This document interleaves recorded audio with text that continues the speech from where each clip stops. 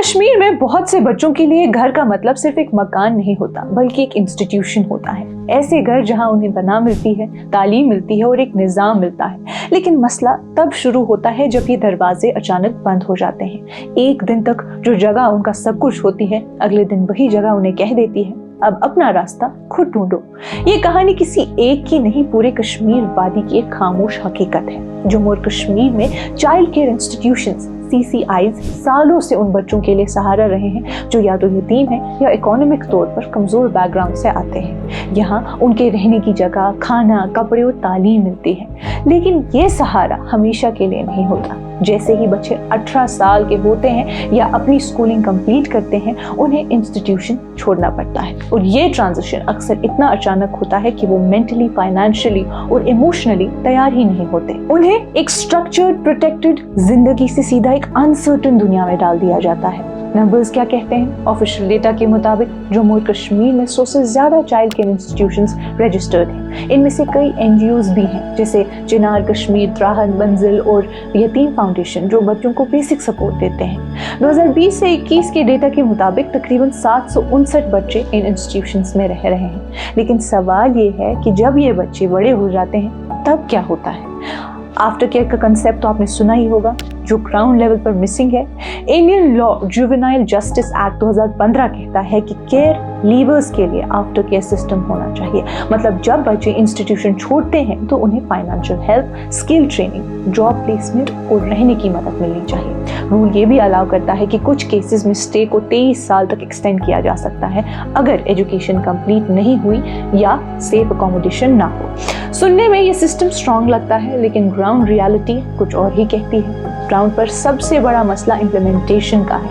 बहुत से इंस्टीट्यूशंस के पास इतने रिसोर्सेज ही नहीं होते कि वो बेसिक जरूरियात से आगे सोच सकें। उनका फोकस होता है खाना, कपड़ा, शेल्टर और स्कूलिंग, लेकिन life skills, financial literacy, decision making, career guidance, ये सब अक्सर मिसिंग होता है। एक स्टडी के मुताबिक लगभग 67% केयर लीवर्स को ये भी नहीं पता होता कि उनके लिए आफ्टर केयर प्रोविजंस एग्जिस्ट करते हैं। सोचिए, जब सिस्टम के बारे में अवेयरनेस ही नहीं है तो उसका फायदा कैसे मिलेगा?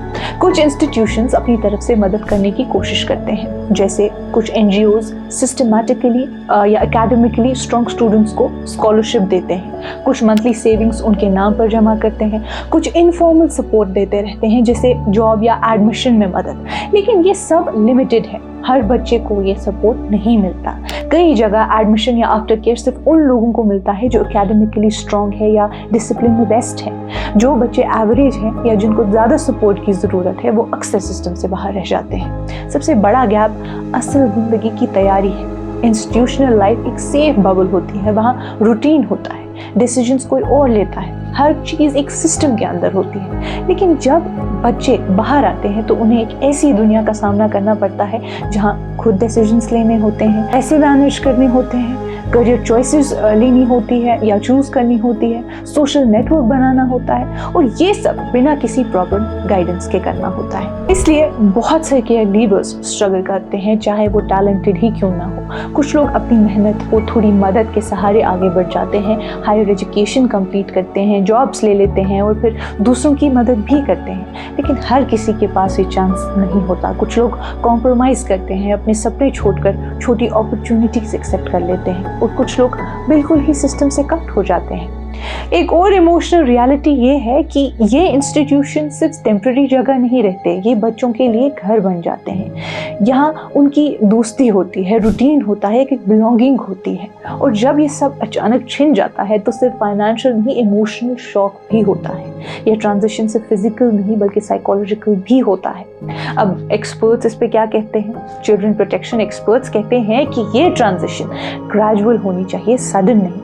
कुछ इंडियन स्टेट्स में बेटर मॉडल्स हैं जहां टेम्पररी हाउसिंग दिया जाता है, मेंटोरशिप प्रोग्राम्स होते हैं या फाइनेंशियल सपोर्ट अर्ली 20s तक कंटिन्यू होता है। अगर ऐसे मॉडल्स जम्मू और कश्मीर में इम्प्लीमेंट किए जाए तो आउटकम्स काफ़ी बेटर हो सकते हैं।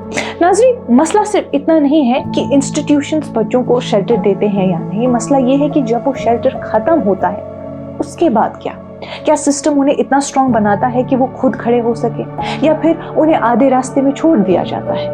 कश्मीर में हजारों बच्चे ऐसे इंस्टीट्यूशंस में पलते हैं, सपने देखते हैं, मेहनत करते हैं और एक बेहतर जिंदगी की उम्मीद रखते हैं। लेकिन जब वो 18 साल के हो जाते हैं, उनके सामने एक नई दुनिया खुल जाती है बिना किसी सेफ्टी नेट के। कुछ के पास घर होता है, कुछ के पास नहीं, कुछ के पास सपोर्ट होता है, कुछ के पास बिल्कुल भी नहीं। और यहाँ से उनकी असली कहानी शुरू होती है। सवाल ये नहीं है कि इंस्टीट्यूशंस ने क्या दिया, सवाल ये है कि जब वो दरवाजे बंद हो जाते हैं तब उन्हें पकड़ने के लिए आखिर कौन होता है। नाजरीन, आज की इस कश्मीर रिपोर्ट में बस इतना ही। जरूर गौर कीजिएगा। बाकी मजीद मालूमात के लिए आप बने रहिए कश्मीर लाइव के साथ।